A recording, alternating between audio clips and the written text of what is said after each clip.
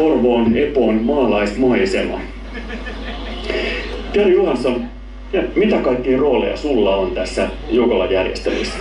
No, mulla on muutama rooli. Mä olen kilpailun varajohtaja ja sitten siihen samaan riemuun osuus yhteistyötä hankintaan kuuluu tehtävältä suuntaan vuoden ajan ja sitten mä olen täällä kilpailukeskuksen rakentamisessa apukäsinä tekemässä tätä hommaa ja sitten semmoinen iso homma, mikä meillä on tämä meidän hiiliviisas Jukola-hanke, niin siinä on meidän projektipäällikkönä tekemässä. Tästä hiiliviisaudesta haluttiin juuri jutella. Se on nyt ainakin mun korviin kuullut, että se on niin kuin ensimmäinen kerta, kun Jukolassa nostetaan tämä todella esille. Kerro lyhyesti, mistä on kysymys nyt hiiliviisaudessa, kun Jukola liittyen?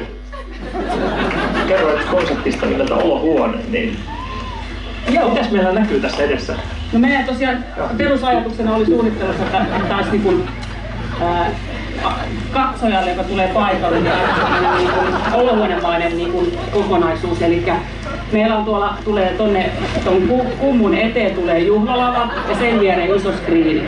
Ja siinä on hyvä paikka oikeastaan koko kisan ajan olla se screenin luona, koska ravintolapalvelut on siellä selän takana kulttuurissa.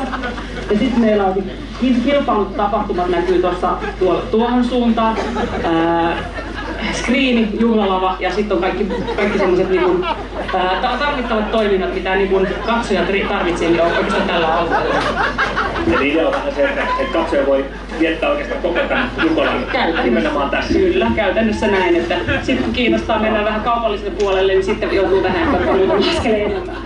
Mutta tämä on niin oikeasti tosi, itse tykkään tästä kokonaisuudesta, kun kilpailullinen tapahtuma ja kaupallinen tapahtuma toisella puolella, niin sieltä me saadaan se pääasia, mitä se on tässä Jukolassa, eli on se kilpailu, niin se saa enemmän niin huomiota mun mielestä. Kaupallinen puoli tulee sitten siinä sinussa.